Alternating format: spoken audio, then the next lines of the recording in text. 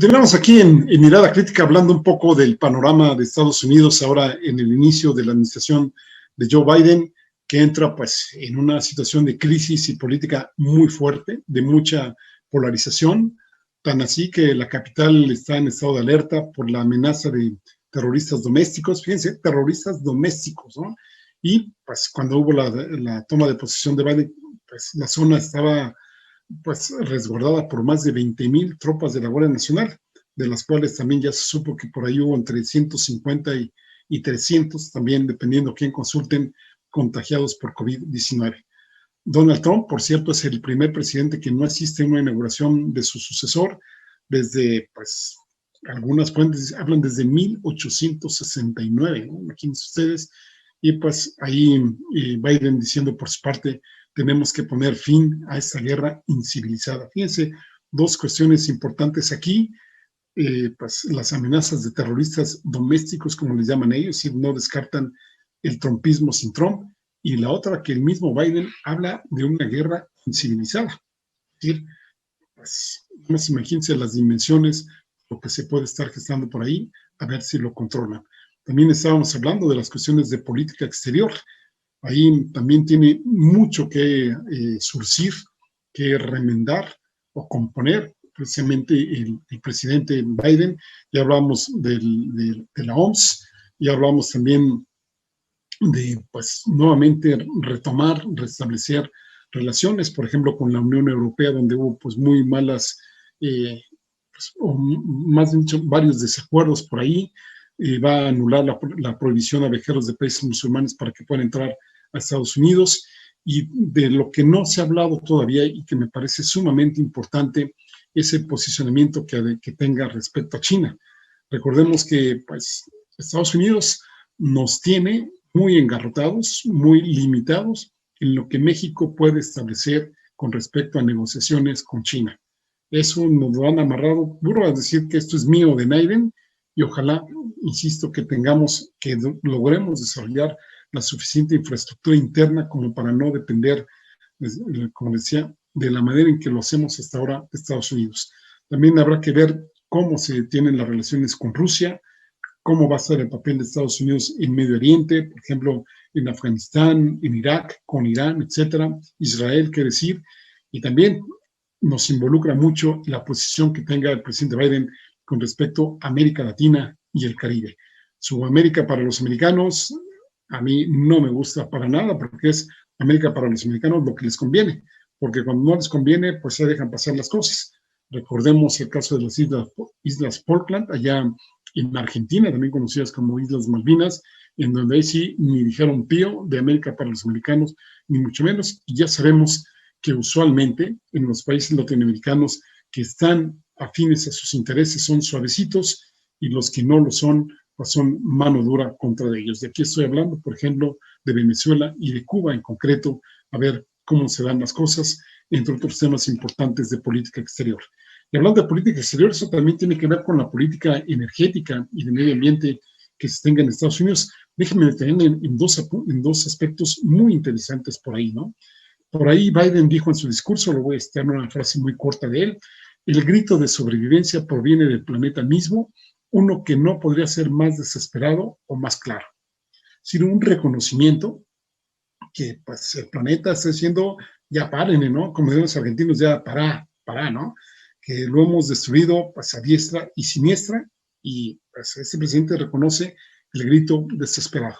Pero aquí entonces, pues vienen los pros y contras, ¿no? Porque por un lado se habla de apoyar la inversión en energía limpia, lo cual me parece muy bien, pero habría que ver qué es el apoyo a la energía limpia, ¿no? Bueno, pues Biden habla de esto, bueno, o hizo más bien ya la orden de reingresar al Acuerdo de París, lo cual es muy importante sobre el cambio climático.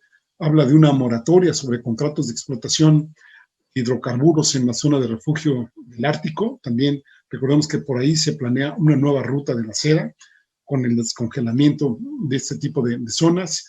Habla de la anulación de la autorización para la construcción y explotación del oleoducto Keystone XL. Ese oleoducto es súper importante, es un tema muy interesante, me parece que tendría que detenerse uno más a explorarlo. Este proyecto de este de este oleoducto, más o menos ha sido pues, impulsado desde hace más de 12 años y desde su inicio ha estado impugnado pues, por ambientalistas y por grupos indígenas. Keystone XL buscaba conectar Hardisty, que es un distrito de Alberta, en Canadá, con Steel City, que pues, está en Nebraska. Y esto es para transportar más o menos pues, unos 830,000 barriles diarios de petróleo a lo largo de 1,930 kilómetros. ¿Sí? Estamos hablando de una obra grande. Tan así que el coste total del proyecto ronda los $8,000 millones. Barack Obama ya había frenado esta iniciativa en el año 2015, pero recordemos que Donald Trump la volvió a autorizar en 2017, es decir, los trabajos continuaron, y durante su campaña, eso sí fue congruente, Joe Biden afirmó que no lo necesitaban y que iba a transportar petróleo proveniente de áreas bituminosas que no necesitamos y que son altamente contaminantes. Pues ahí bien, ¿no? Y un motivo adicional es que Estados Unidos ha aumentado considerablemente su producción petrolera. Recordemos que en el 2019, es decir, hace ya 2 años, ya estamos hablando de 2019, de hace 2 años, el consumo interno de petróleo de Estados Unidos requirió únicamente el 3% del total de importaciones. ¿Cómo estábamos nosotros? Pues nada más pregunten cómo dejaron a Pemex y que todavía a 2 años de distancia de que entró el nuevo gobierno no han podido levantar como se quisiera ni la infraestructura de Pemex ni la producción petrolera como para hablar en términos de soberanía energética. Bueno, pues esta decisión que hizo Joe Biden, esta sí no les gustó nada a los canadienses. El primer ministro Trudeau la calificó como un puñetazo para las economías de Alberta y Canadá. Y pues también Trudeau decía, pues no la riegue, ¿no? Esto es un tema importante para su seguridad energética y bueno, pues el petróleo va a estar apegado a reglas medioambientales rigurosas, bla, bla, bla, bla, bla, bla, ¿no? Aquí hay que decir que el gobierno de Alberta invirtió $1,000 millones en esta obra, además de ofrecer $4,600 millones en garantías de préstamo. Por eso decía, como que siempre hay que ver todas las caras de la moneda, ¿no? En el caso de México, viene a recordar una carta del 11 de enero pasado, esta la escribió Mike Pompeo, que pues, fue el secretario de Estado de Donald Trump, esta se le escribió a Ebrard. Estamos hablando pues ya prácticamente, pues, ¿qué?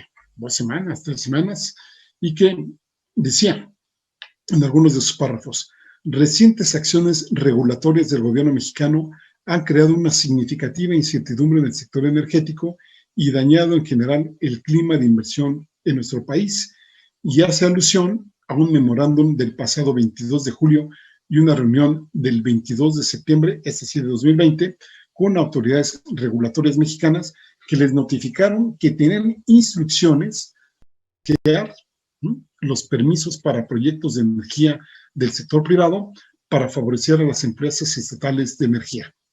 Hasta ahí la cita.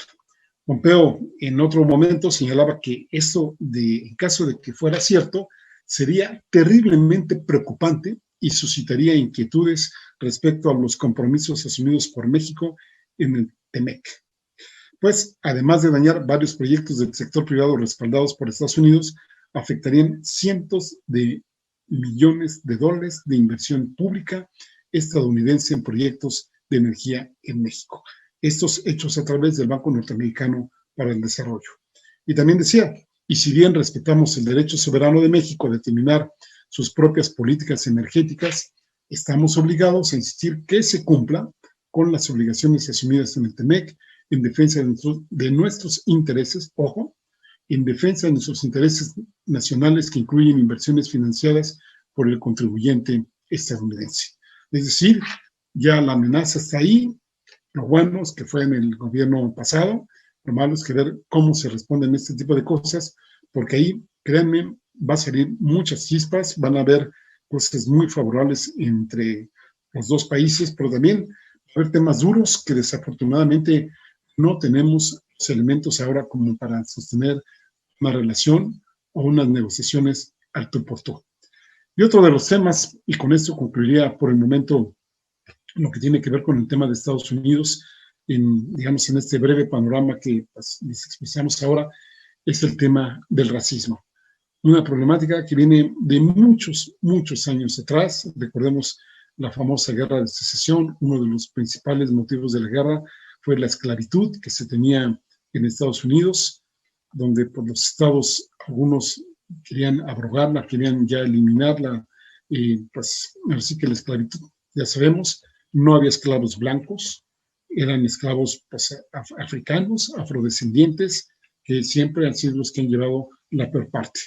Y aquí, pues, en su toma de posesión, Biden dijo: un grito por la justicia racial que se ha creado a lo largo de 400 años nos mueve. Se derrotarán la supremacía blanca y el terrorismo doméstico. Y pues parece ser que ya hay iniciativas de reformas al sistema de justicia penal. Hay también ya órdenes que obligan a que toda agencia federal considere la equidad racial en programas del gobierno y revertir prácticas discriminatorias de todo tipo, y que el gobierno federal no discrimine por orientación sexual o identidad de género, lo cual se me hace muy, muy pertinente, muy, pues, ahora sí que loable, y que ojalá en los hechos se den. Y que esto, ya sabemos, va a chocar en el plano interno justamente con una de las bases que tiene Donald Trump, que son los xenófobos, que son los fascistas y que son precisamente los supremacistas blancos, por lo cual, pues también tempestades ahí de dificultades se ven en el horizonte, como diría una canción, en Estados Unidos. Vamos a una pausa y regresamos aquí en Mirada Crítica. Ahora continuamos.